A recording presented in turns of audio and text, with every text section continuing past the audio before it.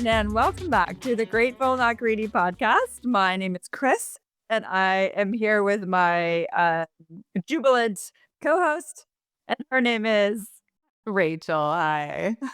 Rachel's here. So we're just kind of laughing a little bit pre-call, thinking, we do these podcasts and we're always kind of talking to ourselves and thinking, of topics that we would like to bring forth to everyone else rather than just talking to ourselves. And we were just having a good laugh over this one. So hopefully, hopefully you all will join us in the revelry of this quick. It could be very kind of an intense topic. So today, Rach, I have been certainly in the fold of this conversation because it's starting to be the holidays.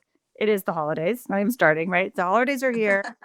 Doesn't even matter though, because on all days I still have many children, which we've talked about many times. We both work, there's just we have homes to take care of, we have neighbors to, appease, we have just, cars to register, like literally like flights to make. It does not end. So, I've been thinking a lot, and I'm actively working on bettering this, I'm gonna call it an issue, of overfunctioning Mm.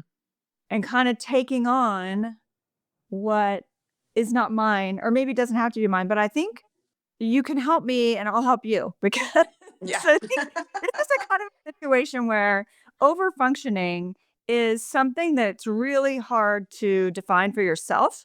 Mm. Right? I think Yeah. if I'm like, "Oh, am I over functioning? I don't know. Like, how would I, decide that?" So I think we can kind of help each other, like ping pong this conversation a little bit because what what I what I'm noticing is I'm not feeling great. So Mm. to me, the concept of over functioning, I think we've talked about this in other podcasts where it's like, well, if you're going along and everything's working for you and you're people pleasing or you're whatever and it's working out for you, you're not getting exhausted and you're not saying like, "Hey, what about me?" And you're not saying like, "Why am I doing this?" Or, "What's my reward for this? What's my secondary gain?" All these questions that we might have. Then carry on. Good on you. Live your life. We're not here to stop anyone from living. But if it's kind of getting to the point where I'm stopping myself, like I don't have to, it's not even I have to do that. It's I don't have to make that suggestion to someone, or like if if your husband or your kids are like, "Hey, I'm gonna do XYZ," you're like, "Oh, that sounds great. You know what you could also do? You know what else is interesting to look at?" Or you know what like even that I feel like is over functioning. It's not even just the I'm gonna go what? I'm gonna, lead the PTA, right? Like maybe that's over functioning for someone. But even just these micro functions that I am going to lose my joy and lose my happiness and not even realize it because I'm just bleeding energy kind of all day long. Mm. So I'm sure you're in a swirl too because, all of us are busy householders. So in the context of that, and I know it can be a massively psychological conversation, which we certainly can have too. Again, I'm not anyone's psychologist. I'm no one's therapist, but mine. But I feel like even this conversation, I mean, I have to keep it light a little bit too, because it is, there's so much backstory to it too. I think if depending on what you come from, how you were raised, what your family dynamics are, what your origin story, there's massive backstory to this and how you develop these habits and how you develop your way of being and your way of surviving. So even in the context of that, now can I make some alterations? Can I notice it, become aware, and then make some alterations? So let's talk about it. Let's just let's Yeah. talk about it. So overfunctioning, I think one of the challenges with overfunctioning is it's highly rewarded in our society, right? Yeah. Like, wow, look at her. She's doing so much. She's like taking care of everything, and a householder, like overfunctioning is kind of like a householder. I mean, if we go back to that conversation about the economics and success, is we've crammed more into our days and not gotten more time. And so we're over functioning right there. Like we are going over the amount of time that's Yeah. available to us. Yeah, and it's So, a built-in expectation. and We're it gonna give you is. all this extra stuff. and we're not gonna give you any more time, and we're not gonna Yeah. give you any more, money to make the throw at the problem, we're not gonna give you any of that Right. stuff. We're gonna add this. Yeah, it's a really good point you're making. I It's have like it's like, when you manage a project, like, when you have a scope expansion, when they expand, like, you're like, "Okay, we're gonna do this," and then they're like well, you're building a house, and you're like, "Oh, well, I wanna change this or whatever. I want, like, different windows, or I want a different roof," and you're like, "Okay, that's an expansion of the scope. We have to rebid on the project, like, or add in or whatever," Mm. and that's not happening here. This is such a good So, example. Yeah, that's such a good example um because it's true, right? If you were in construction and you said, "Oh, I just wanna build a staircase differently," as I've done in places that I've, been a part of building, it's like, oh, yeah, they're like, "Oh, that's okay, that's a massive change order. It's gonna cost an extra 3 weeks. It's gonna cost you X amount of dollars. We're gonna go back to the drawing board. We're gonna get the architect. We're gonna do this, that." All Yeah, these resources get thrown at right. that change, right? And Yeah, and we there's have a different to cost. kind of yeah, Yeah, and so then the question is, like, how do we do that in our lives? How do we are like, "Well, wait, you're expanding my scope," and it's not because someone told me to do it. This is where right. overfunctioning happens, is I just take it on. Yeah. Oh, you I expand just the scope. like I'm going to rise to the occasion. I'm gonna I show you how know. expansive I am. I don't care about scope schmope, right? I got this. On it. I got it. And so, True. whether it be like taking on stuff for, my mom that she never asked me to do, or, my son, or even just like taking on my friend's stuff, or even the holidays is like ripe for over functioning. Right. Because there's Mhm. so much opportunity to get spread too thin. And then over functioning becomes that place when you are just like, now you've now set the expectation for yourself that you function on that level all the time. Yeah. And it just is like this never-ending cycle that has to be broken. And in order to do it, like you said, is like you first have to become aware of it. And I love like Parker Palmer, a brilliant author and has many wonderful books. But one of the things he says, in order to like the only thing you need to do to instigate change is become aware of it and change will follow. So even if we just say like, I can sit here and be like, I'm an overfunctioner. I overfunction. Just that awareness, that change will slowly Hi, start my to name is Rachel, and I'm an totally. overfunctioner. Totally, that's what it It is. really is like And that so serious, though. I know, I mean, I don't even mean to joke about it, and I certainly don't mean to give any less credence to people who've done real recovery work because that is yes. what this is. It really is like, just changing your mind, recognizing and someone could be like, "You know what? I think I" even when you were conversation right there, it takes someone else to point out like, that's not normal, Rachel. It's not normal that a person does, 20 hours of work in a day, every single day, successively, consistently, and puts out fires constantly. Like that's not an expected normal state for a human. And I know a lot of us women end up in that state just naturally because what? I guess we're really good at multitasking, but I mean, that's a cop out Yeah. for people. Other people can do it too. We just happen to be doing it. So we get a lot We're of very practice. practiced at it. Yeah. Yeah, we're practiced at it. Really good point because that's what you always say. It's either practice or unpracticed. So we end up being good at it because we practice it all the time, because it's forced on us, because we accept it, because et cetera, et cetera, et cetera, and on it goes. So yeah, the awareness, key, first of Yeah. all. And it takes, I almost think it takes like one of your best, closest admirers or friends to say, "Hey, Chris, I love what you're doing. I think it's awesome. It's amazing. I think you're a fantastic human. I think it's all great. You might want to consider that you don't have to do X, Y, Z all the time to be okay with yourself, right? To Yeah. be okay in the world, to be feel as though what is that feeling that I have that I am Atlas. I am Atlas. Like Yeah. world Yeah. is held up on me.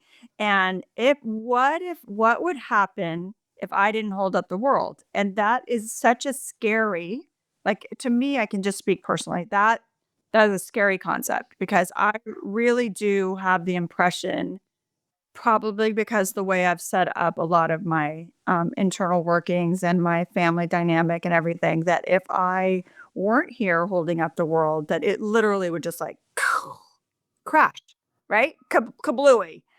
But that's not true.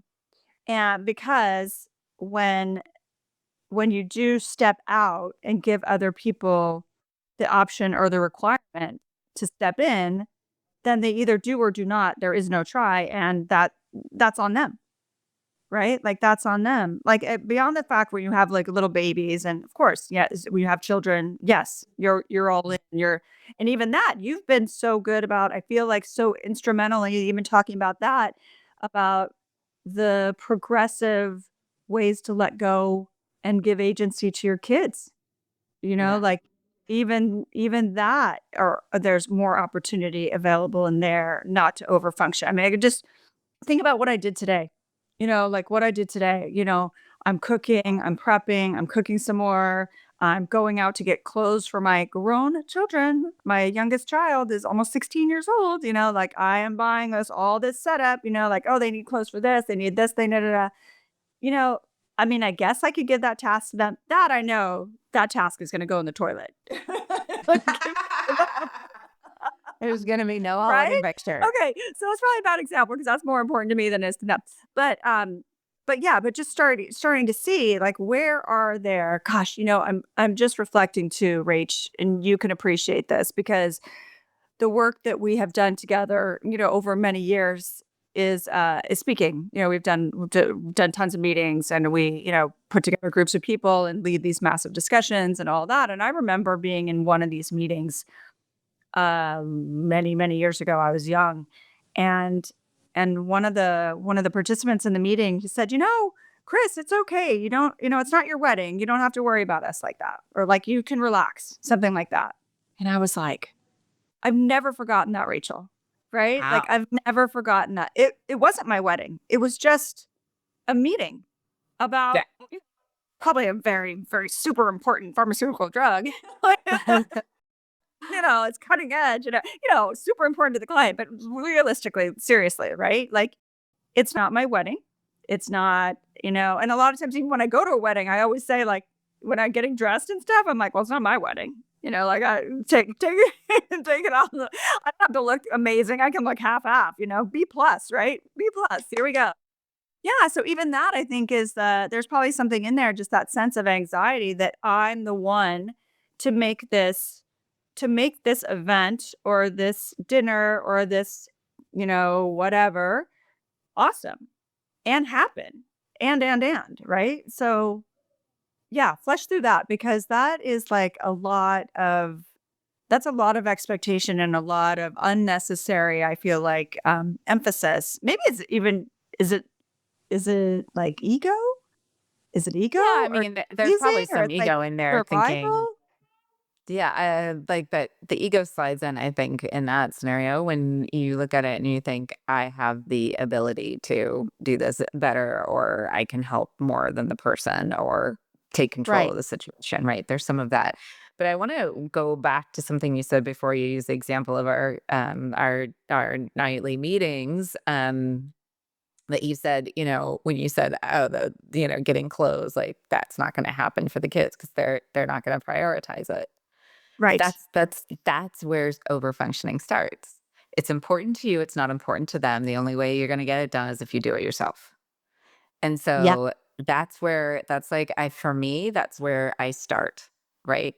And I start filling in there. And then there's scope creep and I start like filling in a little bit more and a little bit more and a little bit more. And then I'm doing all of it. And then I'm like, what am I doing all this for?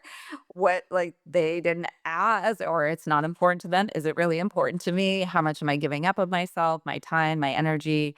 Like how much is my cup getting empty during the day? And that's where, that little scope creep, I think, is where overfunctioning steps in, right? Yeah. Like my son forgot his wrestling shoes one day, and he's like, "Can you drop them off? Are you coming into town?" I was like, "Yeah, I can." And that's like, happy to do that.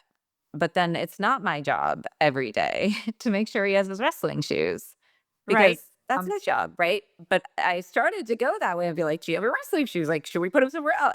It's not my job. Yes. Like, That's the kind of stuff I'm talking about. It's like just looking for opportunities. Just you're not even sensing that you're looking. That's why someone who loves you has to like point it out for you because it's not like you even yes. do this. oh, consciously. It's just like, "Oh, No. hey, that looks like a problem to solve." And you and I, and probably many of our tribe, are problem Yep. solvers, doers, get doners, GSDers all day long, right? So if Multitaskers. multitaskers, can do attitude, Yeah.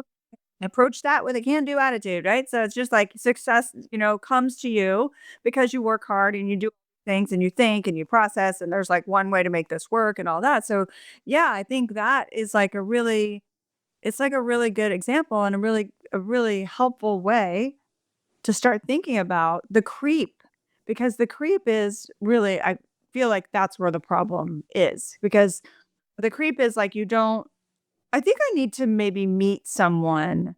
Like, I don't have an avatar for someone who isn't an overfunctioner that I can use as a beacon, right? So someone who like if I can create the avatar, I can start to think and say like, what does that person look like? How are they able to because I can say no.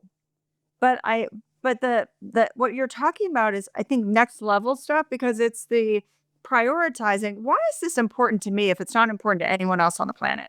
Why am I True. getting this? Like, what is it Sure. about me or my life or this moment or this whatever? And can I then evaluate that one aspect? That's where I feel like, even in this conversation, maybe is the grateful part. The greedy Mhm. part is, I all this stuff is important. All this stuff is equally as important. I need all this stuff done. I need to have this picture done. I need to have dinner done. I need to, be able to read my book. I need to get this, thing over to the neighbor. I need to pot those plants outside. I need to plan our trip for next summer. I need to, right? Greed, greed, greed, greed, Right. greed, greed. And the grateful is, hey, I prioritized these three things for the year. Right? And like, I made progress on these 3 big ticket items for the year, right? Or I prioritize these 10 tasks, for the month, and they're generally getting done. Fantastic. Good on me. Rather than, what happens for me at least is, just there's so much reactivity. There's so much like, I walk past a dirty room and I'm like, "Oh, you know, clean, clean, clean, clean, clean. Change that, move that over, da, da, da." I get in my car that, has a half tank of gas and I'm like, "Oh, need to fill the tank up," get in the, like all the that's the creep too. It's Yeah. just like, well, I don't drive this car all the time. Plenty of other people drive this car. We have kind of musical cars at our house because we have a lot of people and a lot of drivers, and it's Right. there's a lot of cars that aren't. It's not like that's my car, right? So like, there's plenty of other people who could also put gas in it or also do something for it. So yeah, for me, it's okay. I feel like the grateful part is, I got stuff. I can get stuff done for me. So what am I going to do to prioritize my happiness first?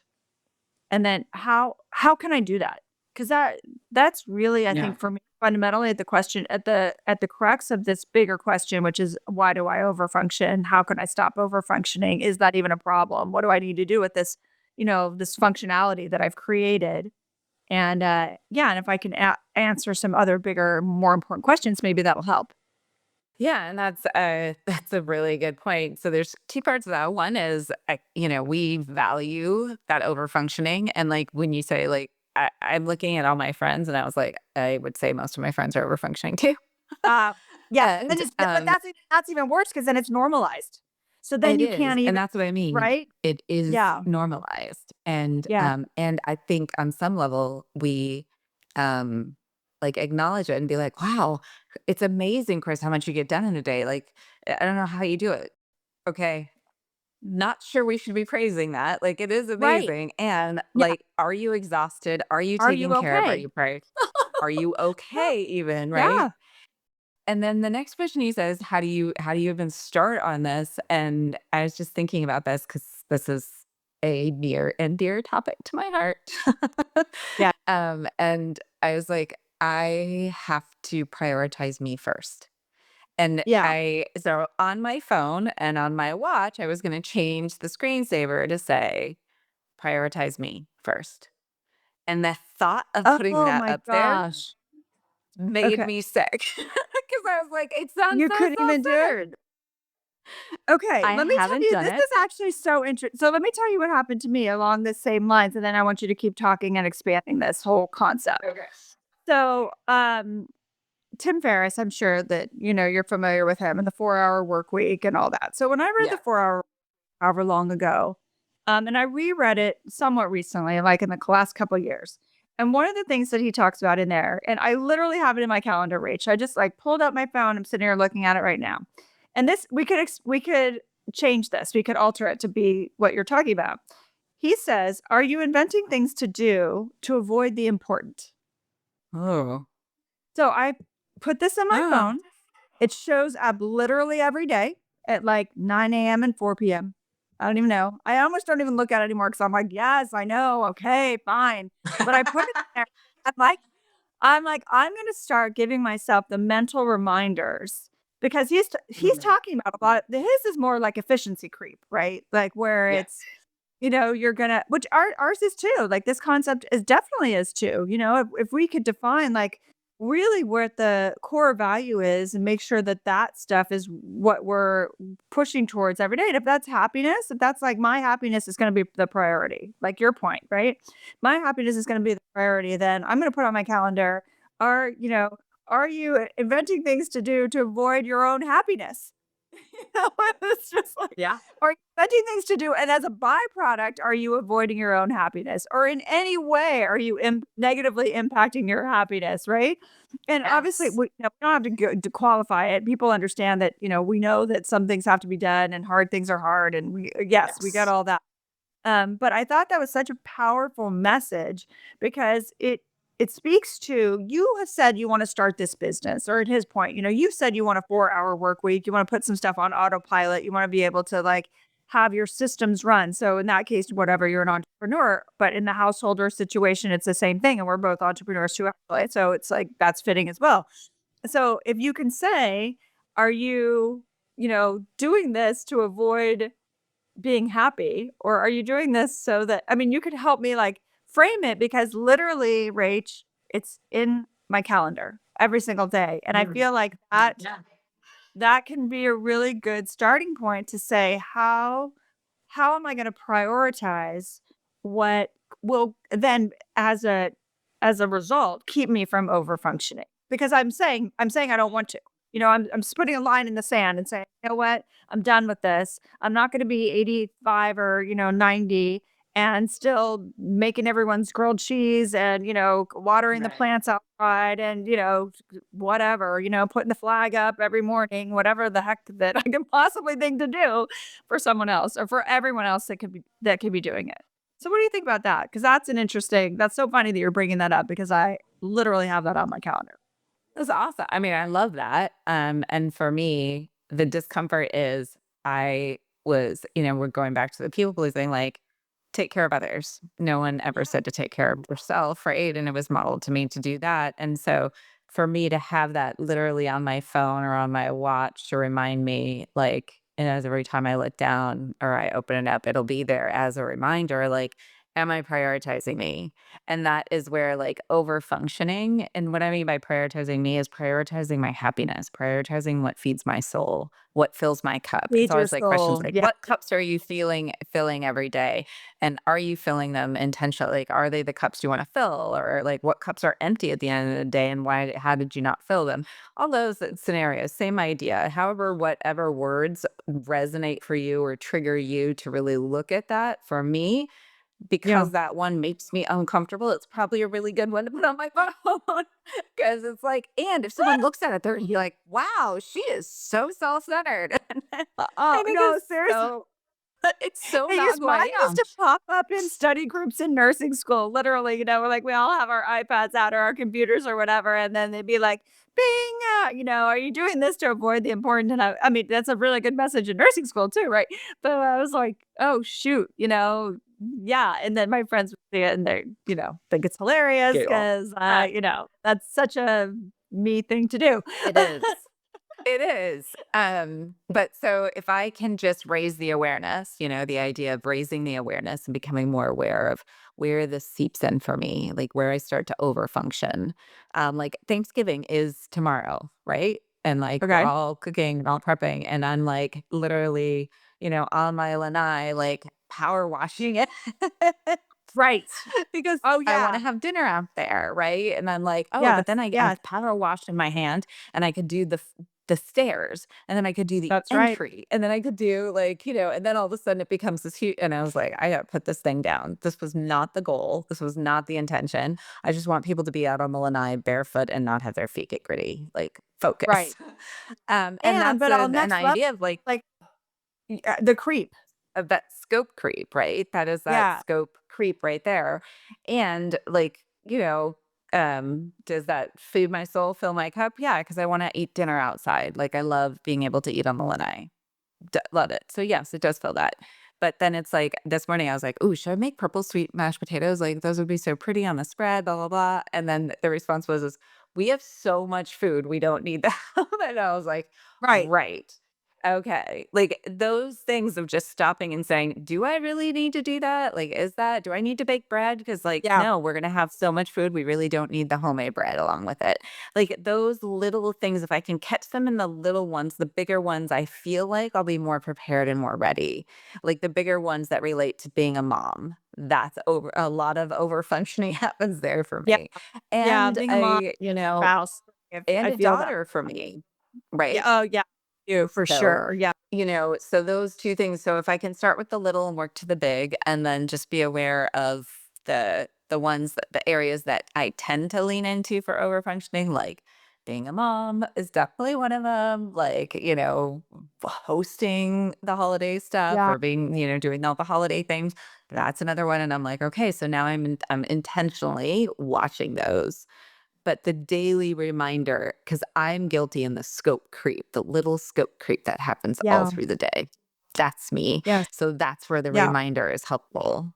Um, of what it is, like what it is, what is my, like, how am I prioritizing the things that fill my soul, and do the things that I want to get, like, that I want to get done that actually help me. Because if I can teach my son to do that, he's gonna be more Right. independent, right? Right. And if I can teach my friends to do that and my mom to do that and all the people around me, we're just gonna be happier people. So, Right. the happiness has to start here first, me, and then Right, because 'cause we'll be me sharing a modeling lot. that. But that's the advanced level, so let's talk about that because I think we can also rely on your project management skills. So, let's say, we've both been managers, we understand how this stuff works, right? So, let's say you have a big project going on, at Mhm, work, not in your life, at work, Rach, at work, mhm. then you're able what do you do? Do you do that whole project yourself? Sometimes. You probably do, but no, Sometimes. you don't. You define what needs to get done. It's a very systematic process, right? It's like, okay, Yeah, here is the scope.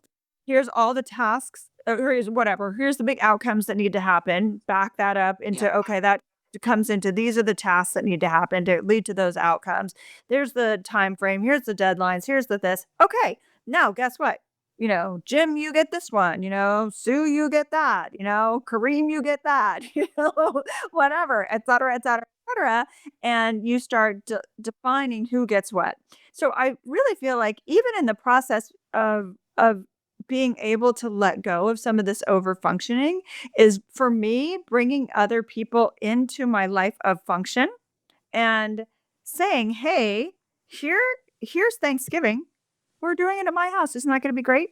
Why don't you, whoever, Mr. Power Wash guy, because you're so good at this, or Mr. Power Wash, Miss Power Washer, why don't you show up like an hour or two early? Come on over, and what you can bring is your power wash skills, and you can massively do all that deck. And if you get crazy and you want to do my steps, do the steps. That'd be great, if you don't. But we don't even think that that's an outsourceable. That is a very outsourceable task. And as much pleasure, as it gives you like, "Oh, I love doing this," it's like you don't have the luxury to do everything all the time, right? So, you have to kind of also start to think, what is important that my hands are on this task?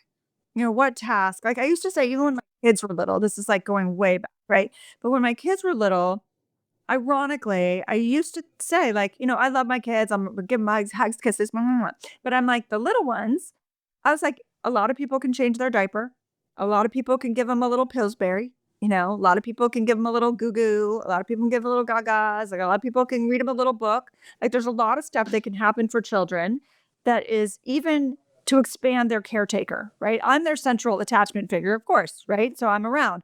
But it was easier for me to get babysitters. And the way I thought about it as a system was I'd rather put my resources into babysitters when my kids were young, like babies young, when I wasn't when once I got over it, 2 or 3 or 4.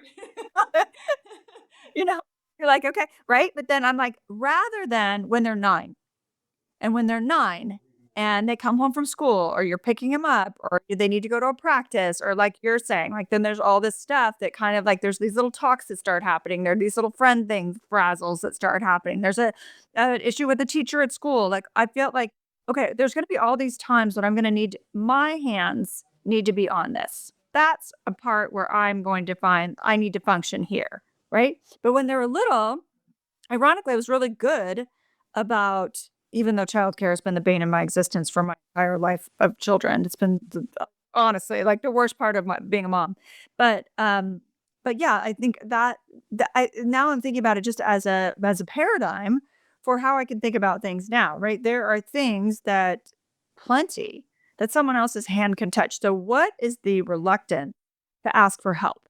So let's get that topic out there too, Right. because this is, you know, um, I can remember very clearly too when my son got sick, and then, my girlfriends were like, I didn't tell anybody, like preserving my energy. I'm like, I just have to, whatever.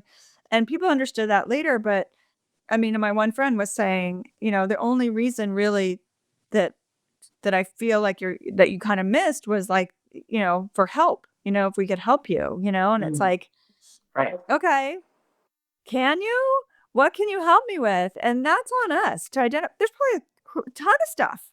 There's probably a ton of stuff I could have had help with, right? That I like, you don't even think of. Like, hey, can you call these, couple teachers and say, hey, I'm calling on behalf of so and so. And, she's really kind of proper for time right now. Her son's in the hospital. Like they'd understand that another person was calling, right? So let's talk about that too. Just even the ability Sure. to ask for help. How do you do it? And how do you prioritize what needs and I guess this is your point about happiness too, right? It's like it needs to be done by me, but why? Otherwise, we're literally going to say that's everything. We're going to be like, Yeah. oh, that needs to be done by me. Oh, that's a Chris task. Oh, for sure. Yeah. Chris should Well, be and next to that. You know? that's a good that's so I think asking for help, and I am guilty of this. I want to be able to stand on my own and do everything on my own. I'm going to walk around with a chainsaw in my yard and take down the trees on my own. I am very much in Yeah. that situation, and asking for Well, what's help that feels about vulnerable too? to Like, me. I feel like that's It another feels vulnerable. It's saying I can't do it on my own. And so that if you I've ask worked for on help. changing Okay. if I ask for help. And so now I'm changing that. And that's why I'm saying it's not, so there's a vulnerable and there's that part of what happens if you ask for help and they say no? That's oof, uncomfortable, and Yeah. for me at least. So the asking for help, we are rewarded getting things done on our own. We work our kids, we're like, good job doing it all on your own. Well done, and opposed to Oh, this them is saying, very I American. need help, Very American. Yeah. right? And and accepting help implies that you're not capable, right? So not Mhm. only asking for help for me is challenging, but accepting help if someone offers it implies that I Yep. can't do it on my own. And I am one of those stubborn, I got this You are. person. You And are. then on top of that, and then when someone else needs help, I was like, I got that. I'm stubborn. I can do that for you, So it is this all pile on board, and it's it is the things that's challenging, and it becomes really challenging when you want to start sharing your time with people. When you don't Oh, let them yeah. in to let them help you, there's not a lot of space, and there's not a lot of growth there. And so I am learning that, and I also don't want to raise my son that way. I don't want him to think that he has to do it all on his own. We know, I can tell you right now, there are a lot of people here in my community that make my life a lot easier, and I don't think Right. of that. And And they do. But how am I modeling that on a daily basis? Yeah. And how am I trying to bring it in every day for me to prioritize me and to dish out the things that aren't for me to Right. hold. Like, I'm not supposed to have that monkey on my back. It's not my monkey, Yeah. like all of those things. That's the over functioning piece is where you take on everyone's monkey and you have like six monkeys on your back you're trying to move around Yeah. and it just doesn't work. Well, because the piece that you're talking about there with the monkeys, now we're moving into, I feel like also the other topic to talk about in functioning is taking on other people's emotions. So now we're not even just taking on like, "Hey, can you do this for me? Can you not do this for me? I wanna be able to do everything on my own," or I at least wanna feel that sense of accomplishment, or I don't wanna be vulnerable, I don't wanna ask for help in that way, et cetera, to moving into the space, which is this is my area for sure, of taking on like responsibility maybe, or like, I don't know, I hope you're okay kind of stuff. I mean, I've gotten a lot. I mean, I've Yeah. way grown up in this whole aspect, but I think I'm not. I think there's still people who are close to me that still I'm still taking on too much emotionally for other people. So I think if you have a lot of practice, practice doing that from the time you're very young, that it becomes second nature to you and it's not difficult. Like, it's not difficult for me to take on other people's emotions. It's not. And that's the trap. That's the greed. Because the greed is, oh, this is so easy to take on your emotions. I'll just take those on as if they were mine and I'll process them for you. Don't even worry about it. I got I can totally process this. Like, you don't even have to feel anything. Just, you take care of you. I'll process all that for you. And I mean, it comes up in work and, there's a lot of different, spaces for that. So the over functioning comes in just the tactical stuff. Yes, not asking for help or prioritizing things. I have to do all of these things and we don't accurately ask ourselves the hard questions. Really, do you have to? Why? What is important about this? Is this a core value? Does this lead you to happiness, et cetera, et cetera? And then if someone feels bad about it or someone feels bad in their life or they've got whatever they've got going on, then it's like, okay, let me take that on for you. And that is really not putting on your own oxygen mask first. Like, that is really not putting on your own oxygen mask first because now you don't even know if you have the emotional capacity. You're just so used to taking all that on. You're so used to feeling like crap half the time, like you're so used to just being depleted all the time that you don't even know what it feels like to feel light, to feel like, la-di-da, like when you're on vacation, you like go and you hit that first wave or you get on that catamaran and you're out there like, I'm the king of the world, right? You don't know what that's like to feel like that in any consistency. You only get that, moment, if you allow yourself to be in the state all the time, then you get that moment when you can very much identify it. Like, "Oh, I am on vacation with the pina colada in my hand, and I am sitting on the sand, and, so and so is bringing that Right. to me, right? I don't have to move, right? Okay, fine. That's like 1 minute of your whole life when that's gonna happen." So, yeah, so maybe feedback on me a little bit on that because the emotional overfunctioning is real too. Yeah, I mean, it's like we talk about empathy and like having empathy for others.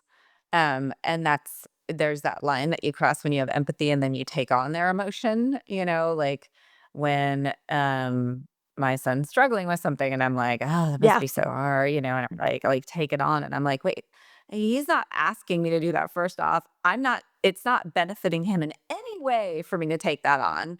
Having some right. empathy and be like, No, but it oh robs wow, him. Yeah, yeah, that must be hard, or how is that for you? And maybe not even that must be hard. How is that for you? What do you right. need? Yeah. Like what's going on? But I take on people's weight a lot. Like I just take it on. And Okay. um Yeah, and I'm like, wow. And then like, and I used to say like I'm kind of like this really I emotions are really contagious around me.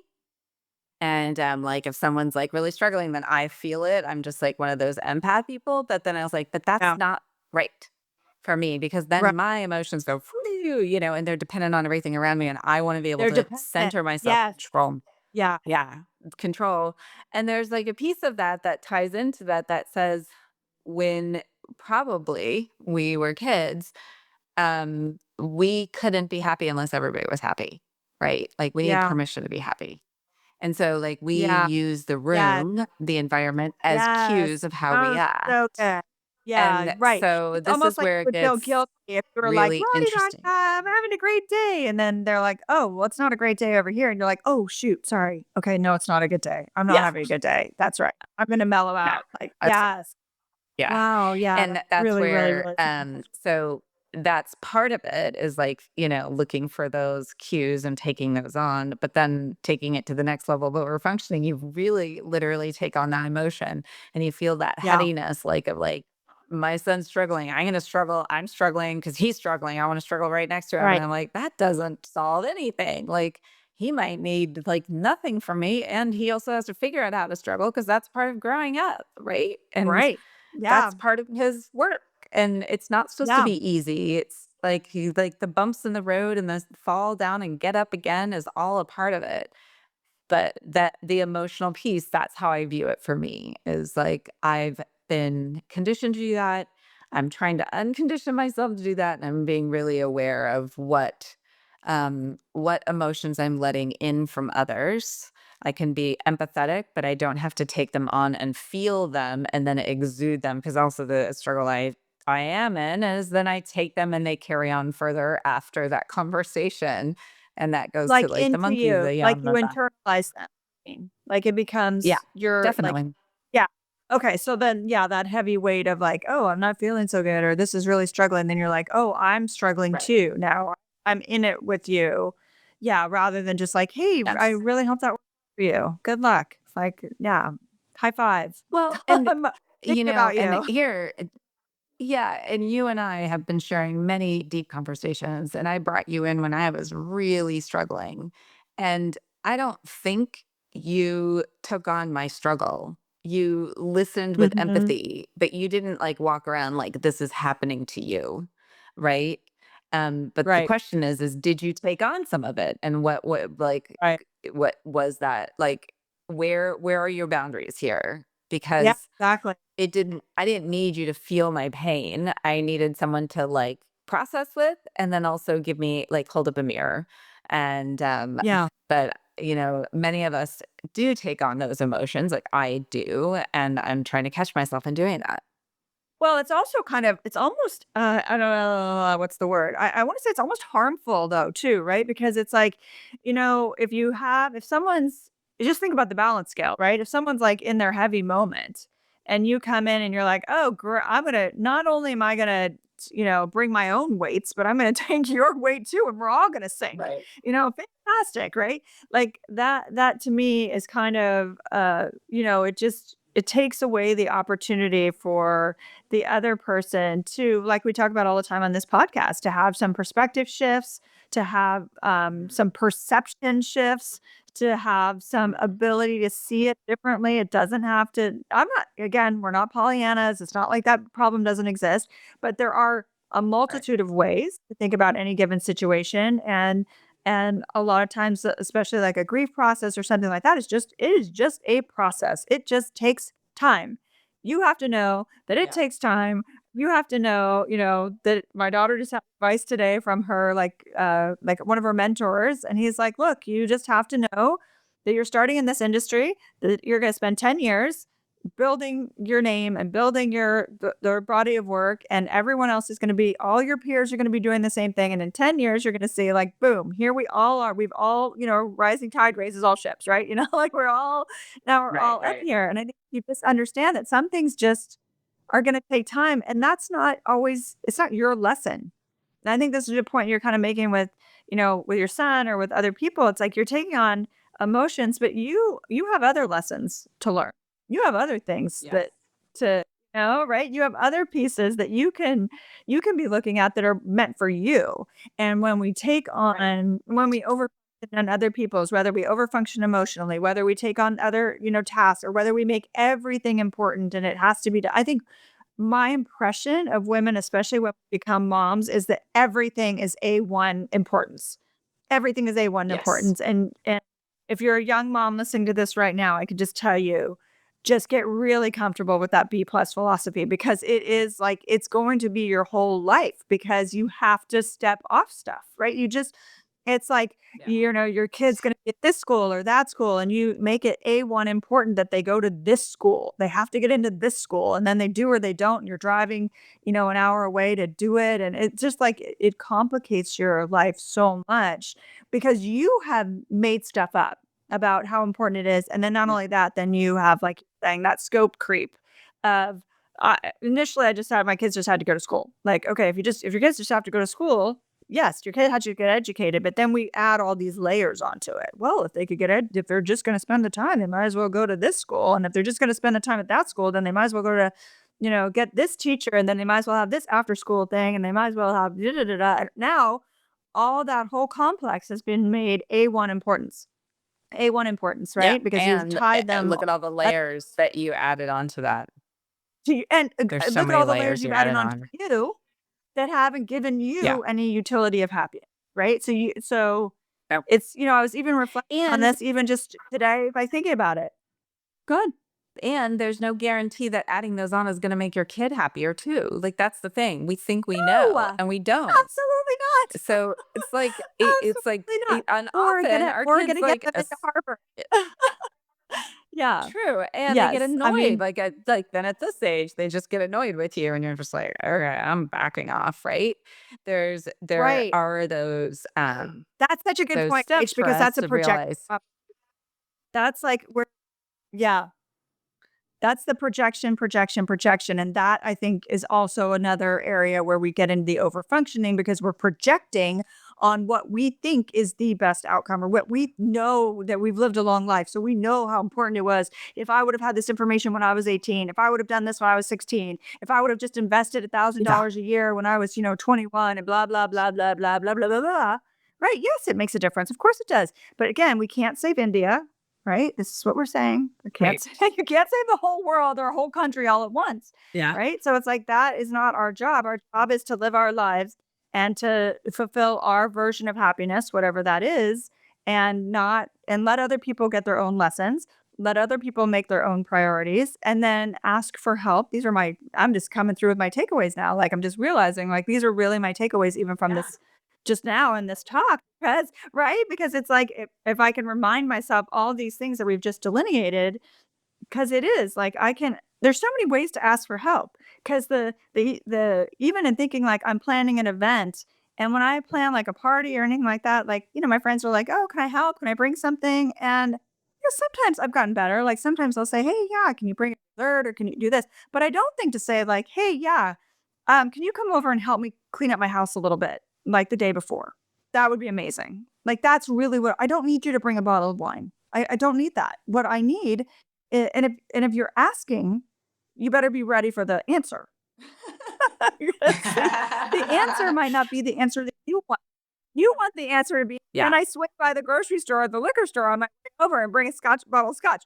No. The answer is you said, "How can I help? Could I is there anything I can do?" And I'm going to give you the answer. So I think even as people, when we are asking in the complex of like, "Hey, how can I help?"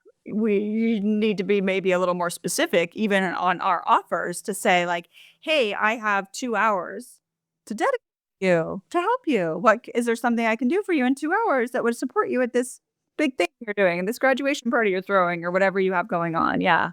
Yeah. Yeah. This is actually really helping a lot because to free up, to be responsible for what I'm giving, to be responsible for what I'm asking for, and if I can be clear, even in asking help, "Hey, I have a task that I need help with that's gonna take 30 minutes of your time. Would you be available for something like that?" And they can say, "Oh, I don't have 30 minutes." And you're like, "Okay." "Hey, I have a task that's gonna take 5 minutes of your time on the phone. Would you be available for that?" Right? I think even if we just kinda get more comfortable, um, having not everything is A1 priority. Not everything has to be the way that Yeah. you think it has to be. Not everyone is going to help you the way that you think they're going to help you. That's true too. But you can also be responsible for like saying, you know why I need this done? Because I love seeing white roses in my house when I come in on my birthday. And I really want to see white roses on my birthday. And I'm not going to shame anyone for not doing it. I'm just going to say, hey, family, you know what I would love for my birthday is a whole big thing of white roses. I would love them to be out. How can we make this happen so that, mom is happy and mom doesn't have to be the one doing everything, right? Yeah, I think there's just a lot of lessons here. There's a lot of lessons in this very, quick conversation about how to function optimally is really really what it gets at. Yeah. And keeping your oxygen mask on first and keeping happiness, in flow. Absolutely, absolutely. And it's like the idea of clear boundaries, no limits, right? The idea of like you set your boundaries and then you have no limits. And it's when I let those down that I get things get muddled for me. So for that piece of being able to remind myself daily is my step, and the piece of just acknowledging that where this is coming from and where like the opportunity for growth here for me is huge. But, and what really motivates, like, so for me, I don't know, I guess everyone should think about, like, what motivates you to change? And one of my greatest motivators is to model what I want, Yeah. best for my son. And so if I can model for him how to do this, to Oh, not, do like to not take on other things, not take on other people's problems, take on like tasks that you don't need to do, like to focus on the things that like the three things like right now it's like going to high school and wrestling. I'm like, there you go. Like focus on those and do those. Like right. don't take on all this other random stuff. If I could teach him. So find out the thing that motivates you. And maybe your thing that motivates you is like, I have extra time to go for a walk, or I by doing this I'll get a little bit more space for me to do my favorite thing every day or whatever it is. Like figure out the thing that motivates you. And for me that is my motivator. So the reminder and wanting to model better the person I want to be so he can learn and see that as one of the places he could grow into too. Yeah, no, that's awesome. So I mean, gosh, even to the last minute, Rachel, you're helping me. Like, like even to the last minute, I'm like, okay, those are my takeaways. I'm good, done. And then you're like, ding, you're like, hey, you're not done. Actually, you need to think about one more thing. And I am because when you say what motivates you, I love that because you know what motivates me is being true to myself and finding myself in mm, these moments. And I can look and when I come home and you know, if I expand my life, there are very few moments on any given day that I really feel like myself, right? Like I really feel like the mm, essence of me is here.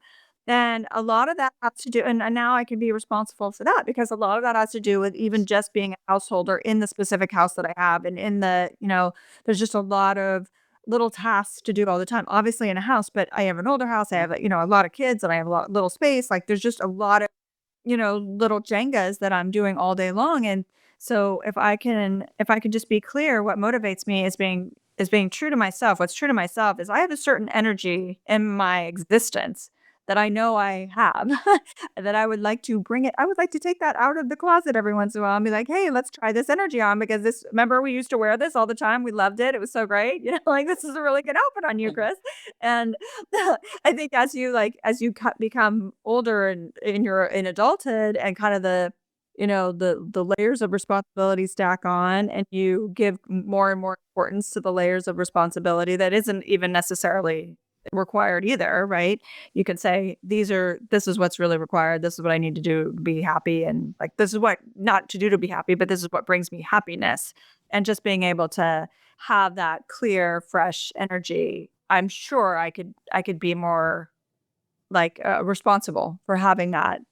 As if mm. I look at it that way, it's such a great framing, Rach. That is a very grateful framing. Grateful framing is, like, what motivates you, not greedy of, like, what keeps you down, right? Because the greed is like, "Oh, Yes. I have all these things to do, and then so and so Overfunctioning. won't help me, and my kids are terrible, they don't do anything," and, like, yeah, like, it's raining again, whatever. Greed, greed, greed. But the grateful is what Yeah. motivates me, what can I grateful for about me, myself, my life, what I'm creating, what I'm able to do without losing my mind.